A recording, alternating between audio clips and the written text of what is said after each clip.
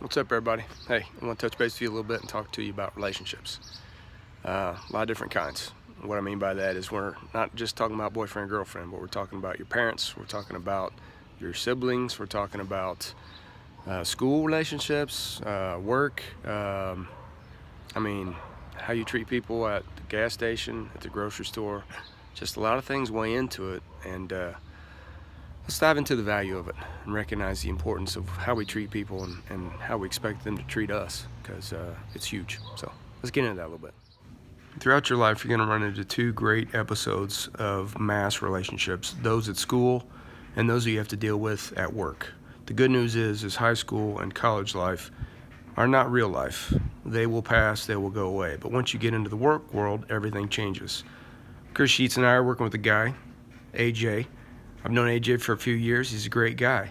We've all come together to collaborate on one job. Professional world does not interfere with our personal world, so we expect AJ still to uphold himself, but with familiarity, it makes it easier just to laugh and get along and get the job done.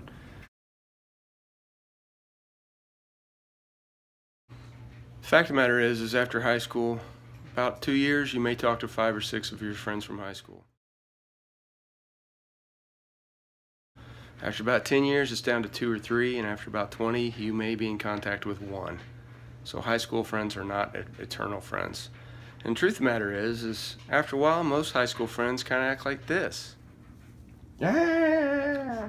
You see, it's one thing when you see each other every single day, and you guys hang out, and you got school, you got class, you're talking about boys, girls, whatever, sports, you've got that connection. But once you're out of high school, you may go to college, you may get married, you may get a job, and so it takes a lot more work to stay in contact. The very important people that you meet in high school, you will keep in contact with, but it's really, really hard and takes a lot of work. So, the moral story here is this. High school life is not real life, not even close. And that's the same with college, because once you get into the real world, everything changes. Statuses are different, expectations are different, it's a different world. So, let's move on. Next up is your family. These are your encouragers, your brothers, your sisters, your parents. Some of the most important relationships you'll ever run into are your bloodlines. It's not always the case, but these are the people that you can rely on and end up relying upon you. So it's important that you be mindful of your relationship with your mom, with your dad. That scary dad. The important thing to remember about your relationship with your parents is that God gave you each other. He gave you your parents so that they can help you understand and navigate life, to gain wisdom from them. But you've got to be able to use that.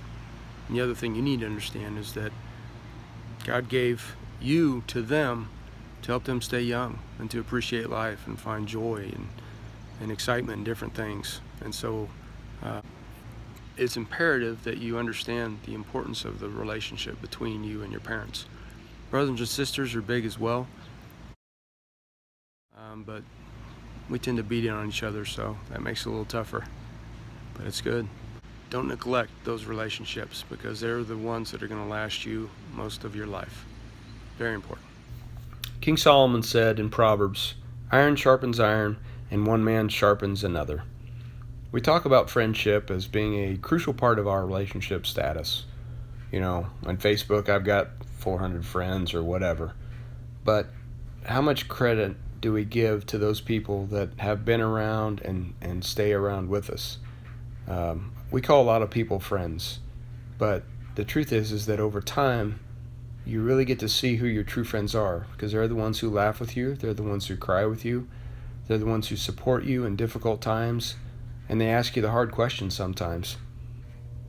You see, a true friend loves at all times and in all situations. Celebrations and sadness, they're always there. Most important part is being careful who you become friends with, because you can choose who your friends are. You can pick your friends, you can pick your nose, but you can't pick your friend's nose. A wise man once told me that. It's true. The thing you need to be mindful of is that as you grow older, sometimes your friends change, sometimes you change and you go in a different direction. So be mindful of the direction that you're going versus your friends, because they can take you to places that you didn't plan on going, and get you involved in things that you didn't plan on being a part of, and vice versa. And it's important to encourage your friends and to uplift them, to celebrate their successes, and and to be real with them, to ask them how they're doing and what's going on. And guys, that's hard to do, because we're islands. We don't show emotion or get involved or any of that. Truth is we have a way of doing that. It's just different than when girls do it. But be mindful, because your friends will either build you up or tear you down, just by their nature and the people that they choose to be around. And so if you've got friends that are heading down a dark path that looks a little shady, don't try and go with them to pull them out. You might have to step away from that friendship for a time. Pray for them and call them out. Be mindful of who you become friends with, because at the end of the day, who you choose to hang around with is going to say a lot about you, and it's going to ultimately impact who you become, who you hang out with, where you find yourself, and what you get caught up in.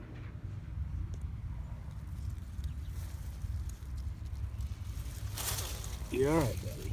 You're okay. Little bitty guy. Yeah, little bitty guy. You're okay.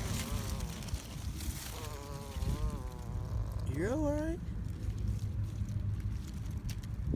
You're okay. Saw him walking through Mom's yard. Little bitty guy. You see how small he is? He's lost.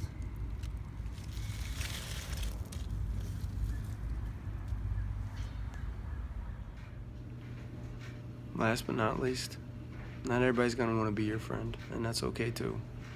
Just make sure that your friends that you do make are good friends, not people that are angry or bitter or just negative all the time. Be around people that laugh easily, enjoy good times and music, and don't do stupid stuff. Stay away from the idiots. Stay away from the idiots. I'm telling you. That's it for this time. Next time, we're going to talk about the two most important relationships you're ever going to have. First is with your lifetime best friend, which is your spouse. And the second, the most important, is with your God, your Creator. The greatest relationship you will ever have is going to be with Him throughout your life. So, until we talk, peace out. Nate Dad, out.